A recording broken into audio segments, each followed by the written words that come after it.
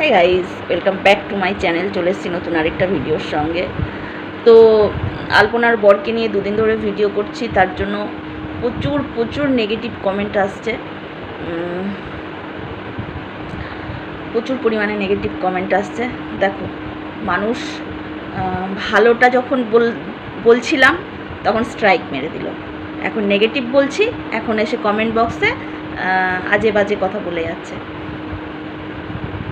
কিছু ভিউয়ার্স বুঝতে পেরেছে ওদের মোটিভটা, কিছু ভিউয়ার্স যারা ওদেরকে সাপোর্ট করে তারা এসে আমাকে উল্টো পাল্টা কথা বলছে। কেউ বলছে আমার নাকি খেয়ে দেয়ে কাজ নেই, কেউ বলছে যদি তোমার বাড়িতে এরকম মৃত্যু হতো তুমি তাহলে কী করতে, কেউ বলছে যে ওর শাশুড়িকে না রেখে আমাকে পাশে বসিয়ে ভিডিও করলে নাকি ওর ভিউজ হবে।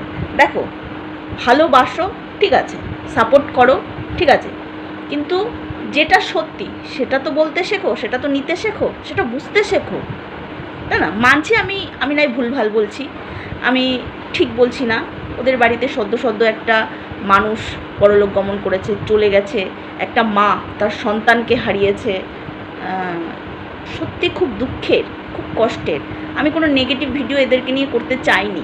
আমি এই মদনকে নিয়ে পজিটিভ ভিডিওই করেছিলাম, পজিটিভ মানে একটা থাম্বনেল দিয়েছিলাম এবং ওর কিছু ভিডিও ক্লিপস, একটা ভিডিও আমি ডাউনলোড করে আমার ভিডিওতে দিয়েছিলাম। তো আমাকে কী করলো, স্ট্রাইক মেরে দিল, কপিরাইট স্ট্রাইক দিয়ে দিল। দেখো,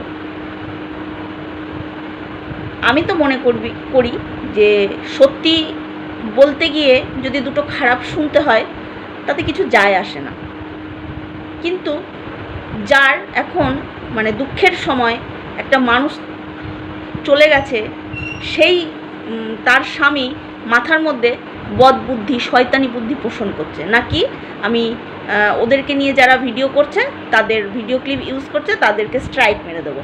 আর এই মদন এত চালাক, বড় চ্যানেল যারা বড় কন্ট্রোভার্সি করে, যাদেরকে বলতে ভয়, মানে কিছু বলতে গেলে জানে যে পেছনে পড়ে যাবে, তাদেরকে স্ট্রাইক দেয়নি। ছোট চ্যানেল যারা সদ্য উঠছে, হ্যাঁ, তাদেরকে স্ট্রাইক মেরে দিয়েছে। মানে বড় চ্যানেলকে কিছু বলার ক্ষমতা নেই, ছোট চ্যানেলদের স্ট্রাইক মেরেছে। আমাকে মেরেছে, রঘুকে মেরেছে, আরও অনেকগুলো মেয়েকে মেরেছে। তো তাদের কি দোষ ছিল? যারা প্রথমে নেগেটিভ ভিডিও করছিল তাদেরকে স্ট্রাইক দিত। আমি তো প্রথমে নেগেটিভ ভিডিও করিনি ওকে নিয়ে, আমি মানে এমনকি আমি ভিডিওই করতাম না, আমি কন্ট্রোভার্সি করতাম, কিন্তু আমার বিগত এক বছরের কাছাকাছি হলো আমি কন্ট্রোভার্সি করা ছেড়ে দিয়েছি এবং আমার চ্যানেলে যত কন্ট্রোভার্সি ভিডিও ছিল আমি সব ডিলিট করে দিয়েছি। কন্ট্রোভার্সি করছিলামই না। এর মধ্যে হঠাৎ করে চোখে পড়লো আলপনা মারা গেছে। তো আলপনার হাজব্যান্ড মদন প্রথম যেদিন লাইভ করলো সেদিনের লাইভের কিছুটা অংশ, পুরোটা না, কিছুটা অংশ আমি একটু আমার ভিডিওতে ছেড়েছিলাম, আমার চ্যানেলে ছেড়েছিলাম। আমাকে কী করলো, কপিরাইট স্ট্রাইক দিয়ে দিল। কেন মারলো স্ট্রাইকটা? ও তো আমাকে ওয়ার্নিং দিতে পারতো যে আপনি আমার ভিডিওটা নামিয়ে দিন, নইলে আমি স্ট্রাইক মারবো। বলা নেই, কওয়া নেই, হুট করে ছোট চ্যানেলকে বেছে স্ট্রাইক মেরে দিল। কেন? কিসের জন্য? বড় চ্যানেল বলে, বড় অহংকার বলে? অহংকার পতনের মূল। আমি এই কথাগুলো সেই সব মানুষদের বলছি যারা আমার কমেন্ট বক্সে হাঁক দিয়ে আসছো, আমাকে উল্টো পাল্টা কথা বলতে আসছো। বলো, তাতে আমার কিচ্ছু আসে যায় না। অনেক ভিউয়ার্স, ওদের সাপোর্টার ভিউয়ার্স বলছে আমি নাকি ভিউজ কামাচ্ছি। অবভিয়াসলি ভিউজ কামাচ্ছি। দেখো, যার বাড়িতে মৃত্যু ঘটেছে, যার বাড়িতে একটা অল্প বয়সের বাচ্চা মেয়ে অকাল মৃত্যু হয়েছে, তার বাড়ির লোক মানে তার হাজব্যান্ড, বিশেষ করে তার হাজব্যান্ড প্রতিনিয়ত লাইভ করে ভিউজ কামাচ্ছে। তার প্রচুর সময়, তার পয়সা তুলতে হবে, সে ভিউজ মনিটাইজেশন অন করে ভিউজ কামিয়ে আর্নিং করছে। তাহলে যার বউ মারা গেছে, সে যদি ডেইলি তার মৃত স্ত্রীকে ভিডিওর মাধ্যমে রোজ বিক্রি করতে থাকে, তার পুরনো কথা বলে, হ্যাঁ, সে যদি ভিউজ কামাতে থাকে, তাহলে আমরা কেন কামাবো না ভাই? আমরা তো কামাবোই। এবার বলবে ওর বউ মরেছে, ও কামাবে। কথাটা তো এখানেই, কথাটা তো এখানেই, যে ওর বউ মরেছে, ও ভিউজ কামাবে, মানে একটা মরা ব্যক্তিকে নিয়ে কেউ ভিউজ কামাবে, সেটা আমাদের বসে বসে দেখতে হবে বা শুনতে হবে। কেন ভাই, কে মাথার দিব্যি দিয়েছে? কে মাথার দিব্যি দিয়েছে যে ওর মৃত বউকে নিয়ে ও যা খুশি করবে আর আমরা কিছু বলতে পারবো না? তাহলে সোশ্যাল মিডিয়া থেকে সরে যাও, এখানে কেন আছো? তাহলে এখানে কেন আছো? হ্যাঁ, তোমাদের কে চিনতো এই মদনদেরকে? কে চিনতো? আজকে ভিউয়ার্সরা যদি ওদের ভিউজ না দিত, এই যে 2 মিলিয়ন মানে সাবস্ক্রাইবার হয়েছে, এটা যদি ভিউয়ার্সরা না করতো, তাহলে কোথার থেকে এদের এত লোকে চিনতো? তাহলে মানুষ যখন ওকে ভালো দিকটা ওদের দেখেছে, তাহলে খারাপ দিকটা কেন বলবে না? বলেছি, বেশ করেছি, বলবো, প্রতিদিন বলবো, যেটা আমার চোখে বাঁধবে আমি সেটা বলবো। এবার আসি, কিছু ভিউয়ার্স বলেছে তোমার খেয়ে দে কাজ নেই। হ্যাঁ, আমার খেয়ে দে প্রচুর কাজ আছে, আমি সারাদিনে সব কাজ সেরে তারপরে একটা ভিডিও করি, বুঝতে পেরেছো? যে জ্ঞান মারতে এসছো না, সে আমার সংসারের কাজ করে দিয়ে যায় না, যে তুমি বড় বড় লেকচার মারতে এসেছো। তোমার ভালো লাগে না, তুমি আমার ভিডিও দেখবে না। তোমার কোনো মৃত ব্যক্তির কন্টেন্ট, কোনো মৃত ব্যক্তির লাইভ দেখে তুমি যদি এনজয় করো, তুমি যদি এন্টারটেনমেন্ট হও, তাহলে তুমি যাও না, সেখানে যাও না। আমার এখানে হাত দিয়েছো কিসের জন্য? কেন আসো গো তোমরা? হ্যাঁ, আর বললে আমার বাড়িতে যদি কোনো মৃত ব্যক্তি মরে, আরে আমার বাড়িতে মৃত ব্যক্তি মরেছে কি মরেনি সে তো আমি জানি, তোমাকে বলার প্রয়োজন নেই। আর যদি মরে দেখো, আমরা বেচতে বসিনি। আমাদের বাড়িতে বা আমার জীবনে এরকম অকাল মৃত্যু আমি অনেক চোখে দেখেছি। যারা আমাকে জানে তারা জানে, বুঝতে পেরেছো? তাদের মৃত্যুর গল্প শুনিয়ে, তাদের অকাল মৃত্যুর গল্প শুনিয়ে পুরনো ব্যথা, পুরনো ঘাকে খুঁচিয়ে ঘা করার ইচ্ছা আমার নেই। বা আমার যে কাছের মানুষগুলো অকালে চলে গেছে তাদেরকে আমি ভিডিওর মাধ্যমে বিক্রি করে খাবো, এরকম মেন্টালিটি আমার নেই। আরে ভালো ভিডিও করো, ভালো ভিউজ কামাও। মৃত ব্যক্তিকে বলে তুমি ভিউজ কামাবে আর তোমাকে কেউ কিছু বলবে না, সেটা তো হবে না মদন। তোমার ভিউয়ার্সদের বলে দিও, তোমার সাপোর্টে যারা আমার কমেন্ট বক্সে হাক দিয়ে আসছে তাদেরকে বলে দিও, তাই না? একটা মানুষ প্রতিটা দিন লাইভ খুলে ওই যার সন্তান হারিয়েছে তার মাকে পাশে বসিয়ে ভিডিও করে যাচ্ছে। যারা মানে এই মদনের যারা সাপোর্টার, তাদের খুব ভালো লাগছে, এন্টারটেনমেন্ট হচ্ছে তার মৃত মানুষের একটা গল্প শুনে। কিন্তু আমাদের তো হচ্ছে না, আমাদের কষ্ট হচ্ছে।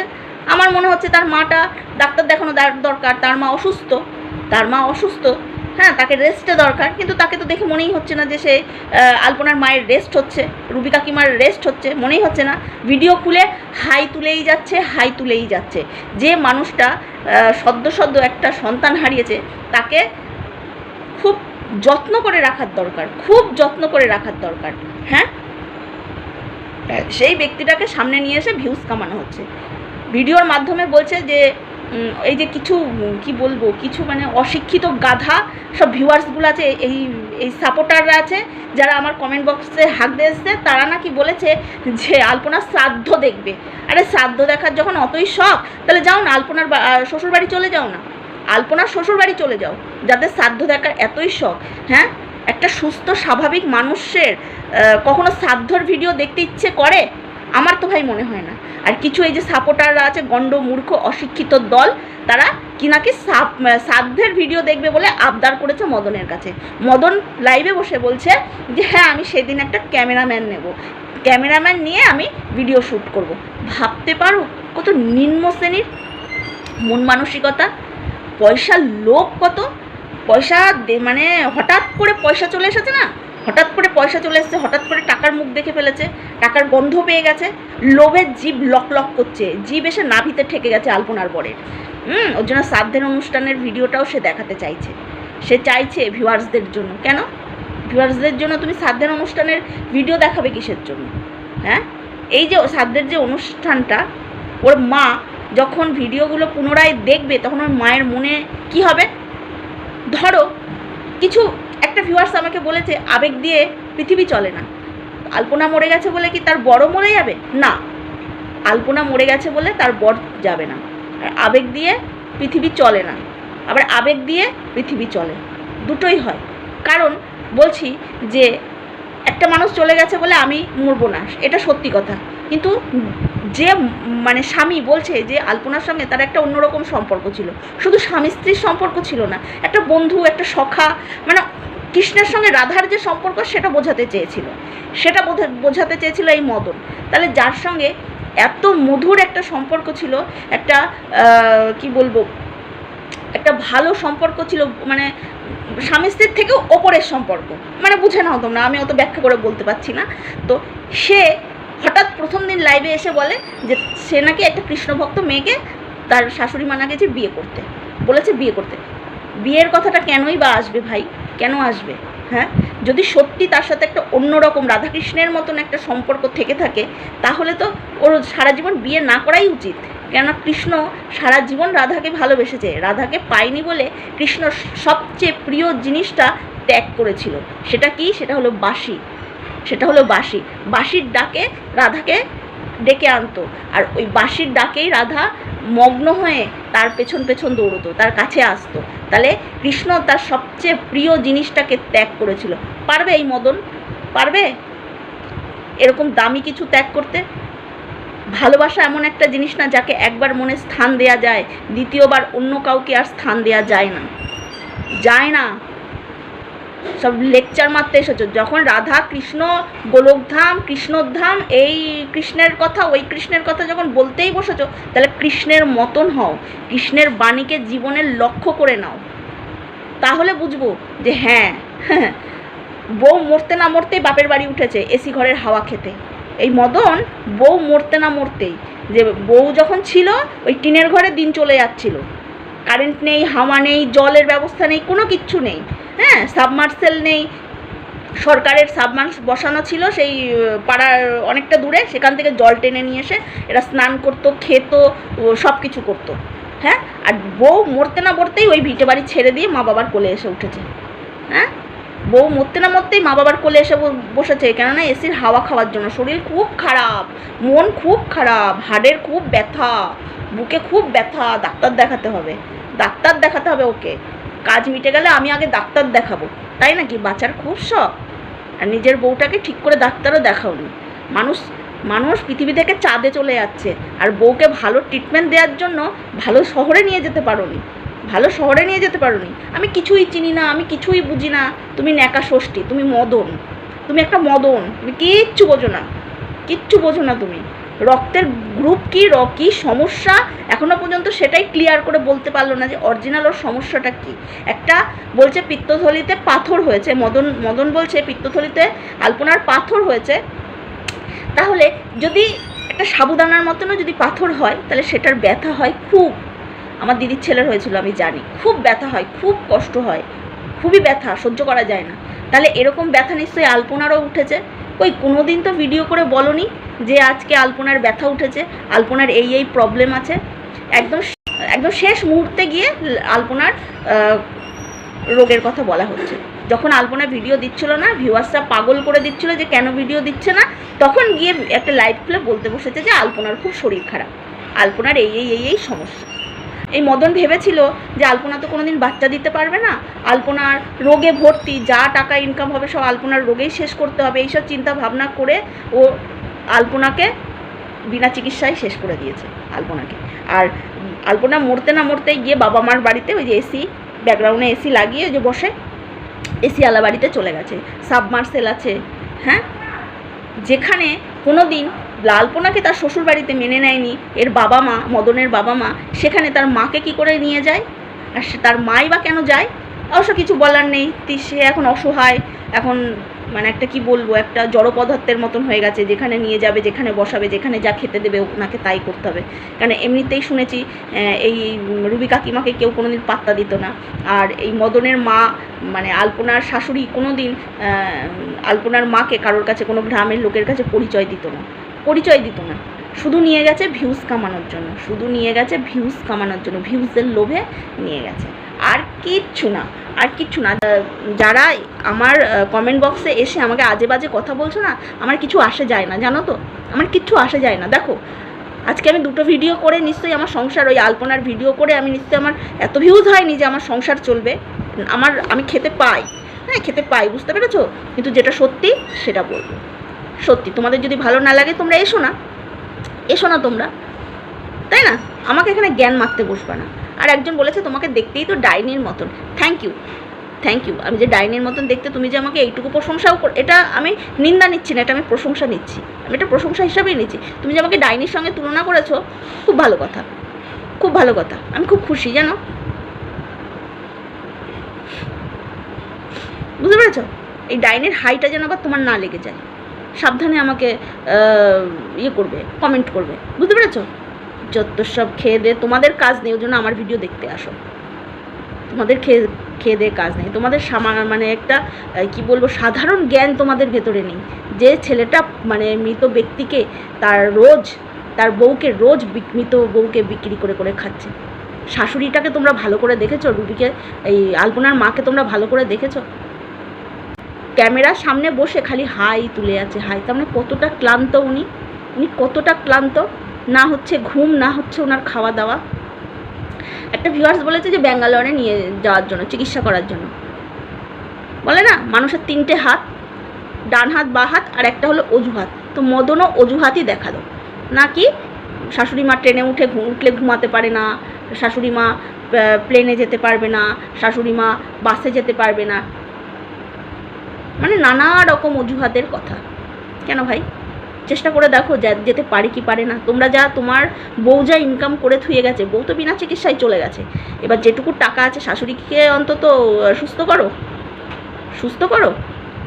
তোমার মানে মদনের বইয়ের মৃত্যুর আজকে মনে হয় আজকে বোধহয় 26 তারিখ, আজকে বোধহয় মৃত্যুর 15 দিনও হয়নি। এই মদন বলছে যে আমরা খুব শিগগিরই ভিডিও নিয়ে আসছি।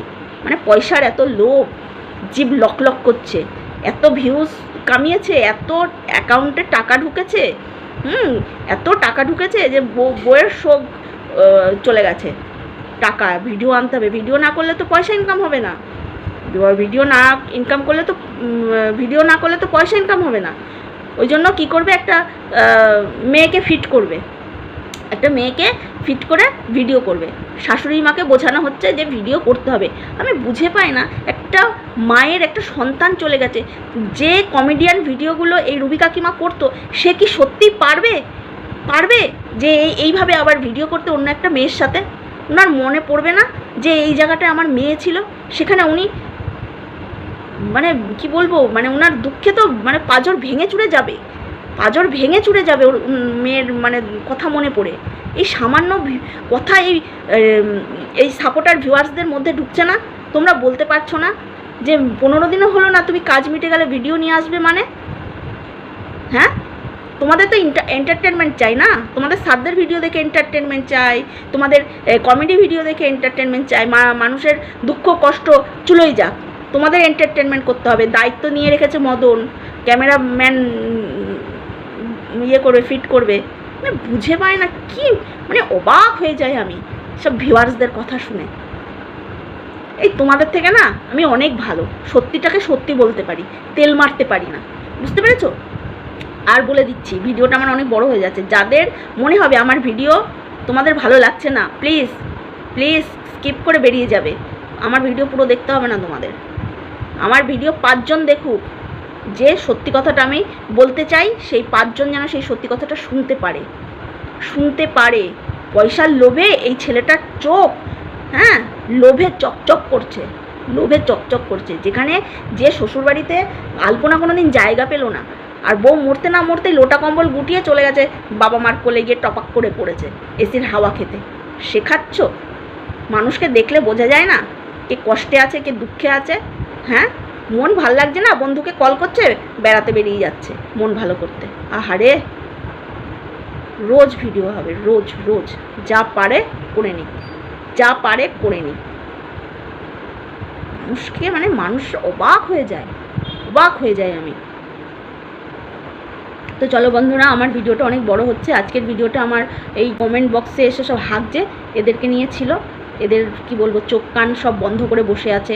এরা দেখতে পাচ্ছে না যে এই ছেলেটার নাটক।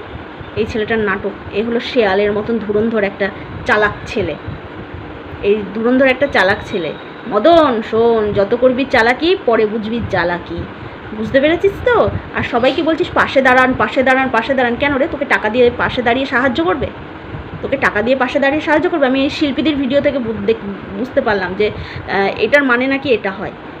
ওর ভিডিওটা দেখে আমি বুঝতে পারলাম, মানে টাকার কি লোভ না।